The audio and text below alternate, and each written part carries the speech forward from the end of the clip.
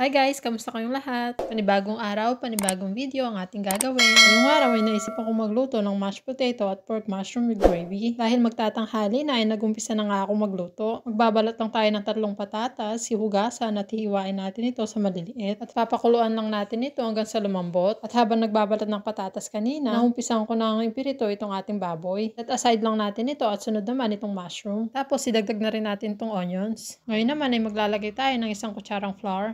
Haluin lang natin ito. Tapos i-add na natin yung tubig na nilagyan ko ng cubes kanina. Nag-add na rin ako ng paminta at konting tubig pa. Papakuluan lang natin ito hanggang sa lumapot. Pag kumukulo na, i-add na natin yung pinirito nating meat kanina. Lalagay natin ito sa pinakamahinang apoy at hahayaan pa natin ng kumulo saglit. Ito na nga rin pala yung ating patatas. Imamash lang natin ito. Maglalagay tayo ng butter, milk at salt. Tapos ay gagamitan natin ito ng electric mixer. Napakadali nga lang palang gawin ito. Nung nasa Pinas pa ako, ito yung gustong gusto ko. Tapos lalagyan ng maraming gravy. At naluto na nga rin yung ating meat. Kaya tinawag ko na si Mister at kumain na rin kami agad. Pagkatapos namin kumain ay pinatulog ko na nga yung dalawa. At nung makatulog nga sila ay lumabas na rin kaming dalawa. At habang nagpipintura nga si Mister ay nagsampay nga ako dito sa labas habang tirik yung araw. Pagkatapos kong magsampay ay ako naman ang nagpintura. Dahil aalis si Mister at may bibilhin sa shop.